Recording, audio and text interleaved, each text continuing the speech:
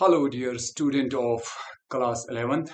I once again welcome all of you in yet another class of mathematics.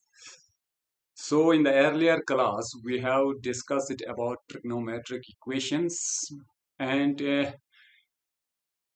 we discussed it about three theorems.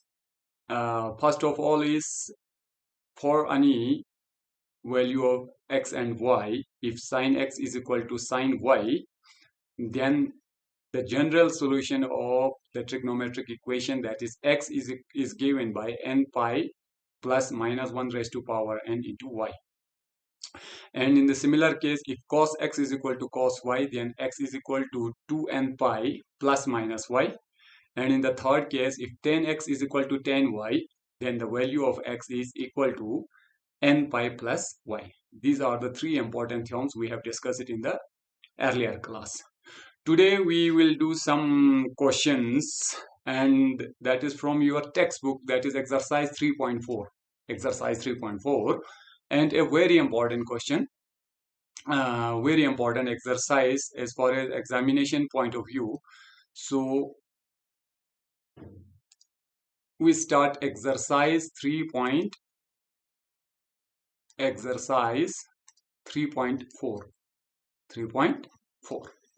And our question number first is, it says, find the principles and general solutions of the following equation. We have given some equations and we have to find the principle as well as the general solution. So for principal solution, we have discussed it earlier. Principal solution, we have to look for the value of x in the interval 0 to 2 pi. Okay. We have to look the value of x in the interval 0 to 2 pi. These are called principal solutions. And when we use n and we write the solution in terms of n, where n belongs to z, that is called the general solution. So the first question is given as tan of x is equal to under root of 3. Tan of x is equal to under root of 3. अब कहने का ये मतलब हुआ कि आप हमें बताइए कि यहाँ पर x का वैल्यू क्या रखा जाए कि tan x का वैल्यू जो है वो अंडर रूट 3 आ जाए, और मोर एलोबरेटली किन किन एंगल्स पर tan का वैल्यू जो है वो अंडर रूट 3 आता है, ये हमें ढूंढना है। प्रिंसिपल सॉल्यूशन भी जानना है कि 0 to 2 पाई में किस एंगल पर आएगा, और जनरल भी बताना है हम। तो हम इसको लिख सकते हैं tan of x is equal to tan of pi by 3. We can write it because tan pi by 3 is equal to under root 3. ठीक है, tan pi by 3 जो है वो अंडर रूट 3 के बराबर होता है। तो अब ये जो बन गया हमारा थर्ड थ्योरम जो हमने किया था उसकी शक्ल का आ गया, यहाँ पर वो बन गया tan x is equal to tan y। यहाँ पर y का काम जो है वो pi by 3 कर रहा है। ठीक है, तो इस केस में हमें पता है कि इसका जो जनरल सोल्यूशन जो है वो आता है n pi प्लस y। ठीक है, तो general solution is equal to, तो ये आ गया general solution x is equal to n pi plus y की जगह पर लिखेंगे पाई बाय 3, और मेरा n जो है वो बिलोंग करेगा किसको, z को। तो ये मेरा हो गया जनरल सोल्यूशन। n का वैल्यू आप इंटीजर रखते जाइए तो जो भी एंगल बनेगा वो यहाँ पर सेटिस्फाई होगा। ठीक है, उन सारे एंगल्स पर tan x का वैल्यू अंडर रूट 3 होगा। For example, for n is equal to 0 we get pi by 3।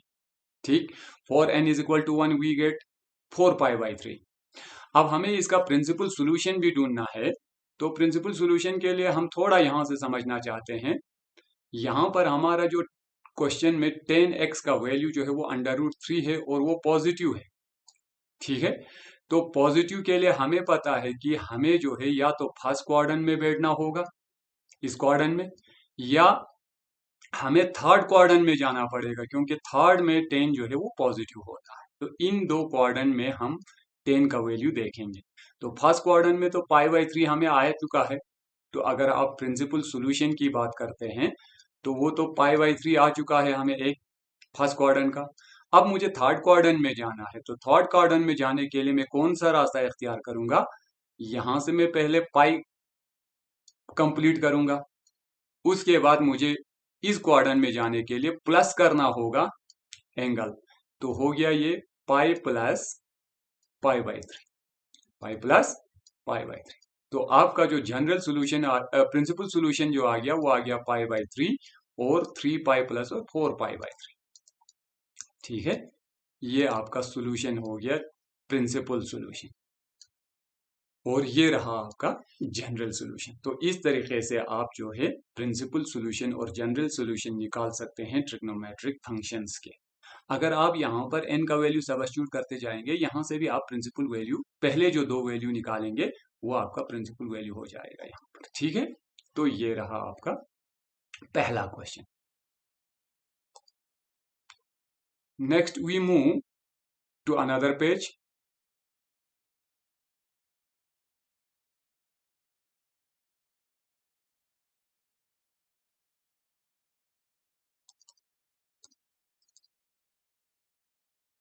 Okay, तो क्वेश्चन नंबर 2 कहता है, question number 2, question number 2, sec x is equal to sec of x is equal to 2 के बराबर। अब इस question में मेरा जो ट्रिग्नोमेट्रिक इक्वेशन जो है वो सेक में है और सेक एक्स के लिए हमने कोई थ्योरम जो है वो तैयार नहीं किया था, बट वी नो दैट हम सेक को कॉस में कन्वर्ट कर सकते हैं। सेक जो है वो रेसिप्रोकल होता है किसका? कॉस का। तो सेक एक्स की जगह पर लिख सकते हैं 1/cos x is equal to 2। तो which gives cos x is equal to 1/2, cos x is equal to 1/2। तो अब ये बन गया हमारा ट्रिग्नोमेट्रिक इक्वेशन। चाहे आप ये लिखे चाहे ये लिखे, ये दोनों सेम। ठीक है, यहां से हम इसका प्रिंसिपल सॉल्यूशन और जनरल सॉल्यूशन बताएंगे, वो सेम इसके पर भी अप्लाई होगा। ठीक है, तो अब हम इसको लिख सकते हैं cos of x is equal to cos of 1/2। 1/2 होता है अगेन 60 डिग्री पर, यानी π/3 पर। तो ये आपका दूसरा थ्योरम बन गया ना, जब हमने किया था पिछले क्लास में, जो दूसरा थ्योरम हमने किया था cos x is equal to cos y वाला, ये उस केस पर पहुंच गया। तो therefore general solution, general solution, तो हम जनरल सॉल्यूशन दे सकते हैं x इज इक्वल टू क्या था, cos x is equal to cos y का 2n pi plus minus y, plus minus y, और ये π/3, π/3, n belongs to z, n belongs to z। ये आपका जनरल सॉल्यूशन हो गया sec x is equal to 2 के लिए। ठीक है, अब हमें इसका प्रिंसिपल सॉल्यूशन भी चाहिए, प्रिंसिपल सॉल्यूशन भी चाहिए। तो प्रिंसिपल सॉल्यूशन के लिए देखेंगे क्या करना पड़ रहा है हमें। ये आपके क्वाड्रेंट हो गए। मुझे cos x is equal to 1/2 चाहिए और वो पॉजिटिव चाहिए। मुझे क्या चाहिए? पॉजिटिव। तो पॉजिटिव cos कहाँ कहाँ होता है? फर्स्ट क्वाड्रेंट में होता है और फोर्थ क्वाड्रेंट में होता है। ठीक, या तो फर्स्ट क्वाड्रेंट में या तो फोर्थ क्वाड्रेंट। तो प्रिंसिपल सॉल्यूशन के लिए फर्स्ट क्वाड्रेंट का एंगल तो है मेरे पास, एक तो है π/3, π/3, और जो दूसरा एंगल जो है मुझे यहां पर पहुंचना है। तो इसके लिए मैं क्या करूंगा, पहले मैं यहां से यहां का सफर पूरा करूंगा। ये 2π हो गया, कितना हो गया? 2π। अब अगर मुझे यहां वापस आना है तो मैं माइनस करूंगा ये एंगल। ठीक है, तो 2π माइनस π/3, तो विच गिव्स, एक तो है मेरा π/3 और दूसरा है मुझे 3 2 6, 6 माइनस पाई हो गया 5π, 5π/3। तो ये जो दो एंगल जो यहां पर आ गए, ये होगा हमारा प्रिंसिपल सॉल्यूशन और ये रहा आपका जनरल सॉल्यूशन। ठीक है, तो सिमिलरली इसमें दो क्वेश्चन बचते हैं, वो आप कर सकते हैं cot x और cosec x के बारे में। ठीक है, वो आप खुद करेंगे। हम थोड़ा आगे बढ़ेंगे, क्वेश्चन नंबर 5। अब यहां से आपका important question examination point of view से शुरू होता है। आपके पेपर में क्वेश्चन नंबर 5 से लेकर क्वेश्चन नंबर 9 के बीच में से कोई क्वेश्चन एक हो सकता है। ठीक है, पहला क्वेश्चन कहता है ट्रिग्नोमेट्रिक इक्वेशन जो है वो है cos of x is equal to cos of, sorry मैंने गलत लिखा यहां पर। ठीक, आपका जो क्वेश्चन जो है वो है क्वेश्चन नंबर 5, क्वेश्चन नंबर 5। और क्वेश्चन है cos of 4x, cos of 4x is equal to cos of 2x, cos of 2x। ये आपका क्वेश्चन है, ठीक है। आपको एक ऐसा वैल्यू ढूंढना है x का जिसके लिए ये इक्वेशन जो है वो सेटिस्फाई हो जाए, मतलब left hand side is equal to right hand side, ठीक है। तो ये जो क्वेश्चन जो है यहाँ पर, ये हमारे उस थ्योरम की तरह है जो हमने दूसरे नंबर पर किया था। cos x is equal to cos y, if cos x is equal to cos y, then x is equal to 2n pi plus minus y, जो हमने अभी अभी यूज भी किया, ठीक है। तो ये भी तो उसी शक्ल का है। अगर आप इसको x ट्रीट करेंगे और इसको y ट्रीट करेंगे तो ये भी तो इसी शक्ल का है, cos x is equal to cos y, which gives 4 of x जो है आपका, 4 ऑफ x जो है वो बराबर होगा 2n पाई, 2n pi plus minus y, y जो है यहाँ पर 2x है, ठीक है। विच फर्दर गिव्स, अब आपको तो खाली x का वैल्यू चाहिए ना कि 4x का, ठीक है। तो आप इस 4 को शिफ्ट करेंगे, इस साइड में ट्रांसपोज कर देंगे, x is equal two by transposition n pi by 2, n pi by 2, ये 4 यहां पर डिवाइड में चला जाए, प्लस माइनस, सॉरी हम यहां पर ये पाई नहीं, ये x है, हम इसको साइड में ले जाएंगे, हम गलत कर रहे हैं, ठीक है।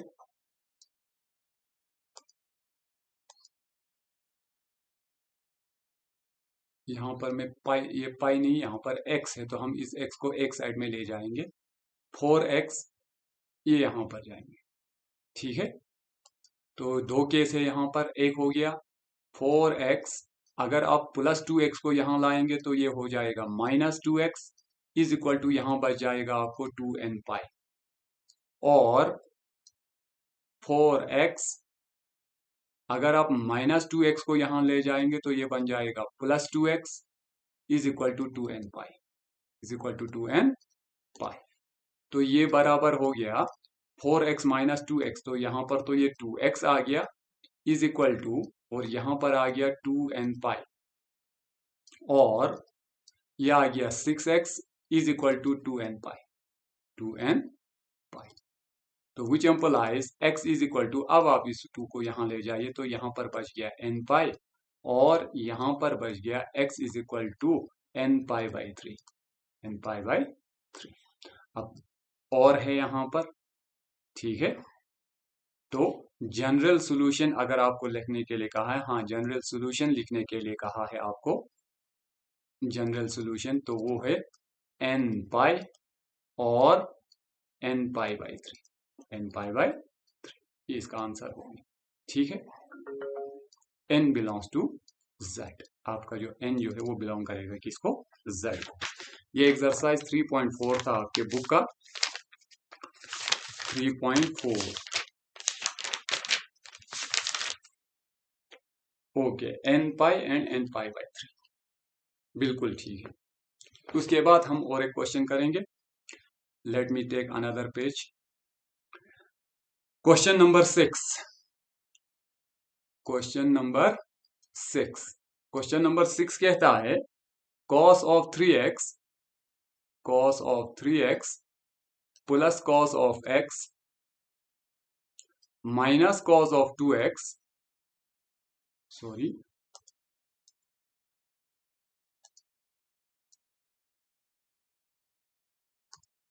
Minus cos of 2x is equal to 0। तो इस ट्रिग्नोमेट्रिक इक्वेशन में आपको x का एक ऐसा वैल्यू ढूंढना है कि ये जो लेफ्ट हैंड साइड जो है वो 0 हो जाए, ठीक है। तो अब यहाँ पर जो हम थ्योरम इस्तेमाल कर रहे थे वो तो पॉसिबल नहीं, यहाँ पर 3 टर्म्स है एक्चुअल में, ठीक है। तो इसके लिए हम क्या करेंगे, हम किसी भी 2 टर्म को यहाँ पर कंबाइन कर सकते हैं, ठीक है। हम इस और इसको कंबाइन करेंगे, cos of 3x plus cos of x, इसको मैंने कंबाइन किया और माइनस कॉस ऑफ 2x मैंने इसको अलग रखा, is equal to zero, is equal to zero, which implies, अब यहां पर आप फार्मूला अप्लाई कर सकते हैं cos x plus cos y का, cos x plus cos y, cos x plus cos y, तो ये बराबर था twice cos of x plus y by two cos of x minus y by two, ये formula था आपका, ठीक है। तो हम यहां पर अप्लाई करेंगे, तो ये हो गया twice cos of x plus y, 3x plus x, ये हो गया 4x, 4x बाई टू हो गया 2x, मैं थोड़ा शॉर्ट करता हूं यहां पर, ठीक है। Cos of x minus y, 3x minus x हो गया 2x, 2x divided by two वो हो गया x, minus cos of 2x, minus cos of 2x is equal to 0, which can be further solve it as cos 2x, मुझे common नजर आ रहा है इन दोनों में, यहां भी cos 2x है, यहां भी cos 2x है, तो cos 2x को हमने कॉमन लाया, अंदर बच गया मुझे twice cos of x minus 1 is equal to 0, is equal to 0। अब ये दो टर्म का प्रोडक्ट हो गया यहाँ पर और आंसर 0 दिया है, ठीक है, इक्वल टू 0 दिया है, तो either this is equal to 0 और दिस इज इक्वल टू 0, ठीक है, either cos of 2x is equal to 0, 2x is equal to 0, और twice cos of x minus 1 is equal to 0, ये हो सकता है। और यहां से हम कह सकते हैं कि cos जो है कब 0 होता है, cos का वैल्यू जो है किन किन एंगल पर 0 होता है, तो हमने कहा था कि cos जो है वो एंगल जो है जब odd multiple of pi by to हो, 2n plus 1 pi by to, in angles पर cos हमेशा 0 होता है। और यहां से थोड़ा बहुत हम इसको लिख सकते हैं cos of x is equal to minus 1 transpose होकर प्लस 1, और ये 2 यहाँ पर डिवाइड को आएगा, ठीक है, which can be written as cos of pi by 3, जिसको आप cos पाई बाई 3 भी लिख सकते हैं, 1 by two cos pi by 3 को कहते हैं, ठीक है। तो ये 2 यहां से हट जाएगा तो मुझे x का वैल्यू मिलेगा, x इज इक्वल टू, ये 2 डिवाइड में चला जाएगा तो ये आ गया 2n plus 1 pi by 4, pi by 4, और यहां से x का जो वैल्यू आएगा वो आएगा cos x is equal to cos y वाला फॉर्मूला लगेगा, तो उस वक्त जनरल सॉल्यूशन दिया था हमने 2n pi plus minus pi by 3, plus minus pi by 3, तो this will be our general solution, ये हमारा जनरल सॉल्यूशन होगा, ठीक है।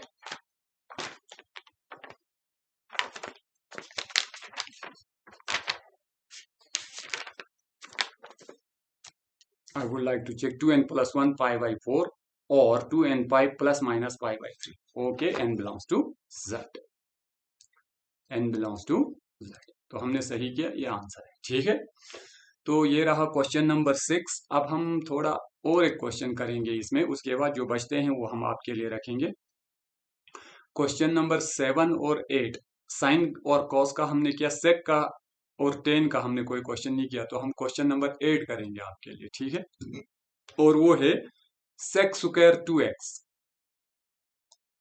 Sec square 2x is equal to 1 minus tan 2x, 1 minus tan 2x, ये है आपका क्वेश्चन, ठीक है। तो इसको करने के लिए एक आइडेंटिटी का इस्तेमाल करेंगे जो आपने मैट्रिक क्लास में या 10वीं क्लास में किया था, sec square theta minus tan square theta is equal to 1, is equal to 1, ठीक है। तो अगर आप यहां पर सेक स्क्वायर थीटा का वैल्यू चाहते हैं तो सेक स्क्वायर थीटा जो है वो बराबर होता है 1 प्लस टेन स्क्वायर थीटा के बराबर, 1 प्लस टेन स्क्वायर थीटा के बराबर। तो यहां पर है ना सेक स्क्वायर थीटा, ये 2x जो है ये थीटा का काम कर रहा है, तो इसकी जगह पर लिख सकते हैं 1 plus tan square theta, theta की जगह पर 2x है आपका, ठीक है, is equal to 1 minus tan two x, 1 minus tan. कुछ नहीं, हमने इस आइडेंटिटी का इस्तेमाल किया यहाँ पर, sec square theta is equal to 1 plus tan square theta. अब ये same quantity on both side of equality will cancel out.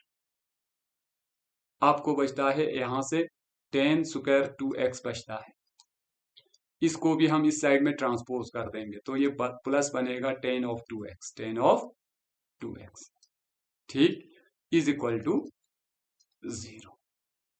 यहां से टेन टू एक्स आप कॉमन ला सकते हैं, tan of two x common लाया हमने, तो अंदर बच गया आपको tan of two x plus one is equal to 0। Again either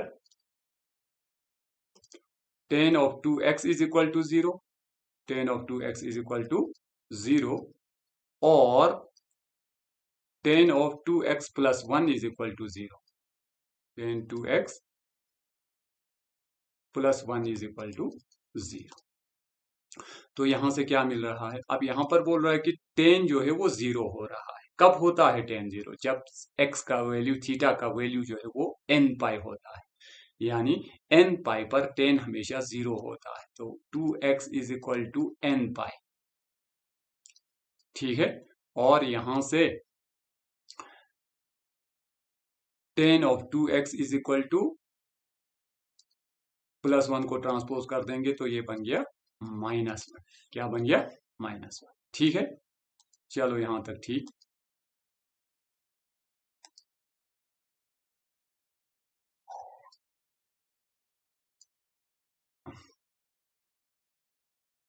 okay, तो यहां से x का वैल्यू मिलता है मुझे, x is equal to n pi by two, n pi by two, और यहां से मुझे x का वैल्यू, नहीं फिलहाल यहां से तो नहीं मिलेगा directly, tan of two x is equal to minus times tan of pi by four, क्योंकि 1045 पर एंगल जो है 1045 पर टेन का वैल्यू जो है वो -1 होता है, ठीक है, माइनस हमने अपनी जगह पर रखा। तो which is further equal to, which is further implies x is equal to n pi by two, वो तो एक वैल्यू तो हमें निकल चुका है, और दूसरा जो है tan of two x, tan of two x is equal to, अगर हम यहां पर देखें तो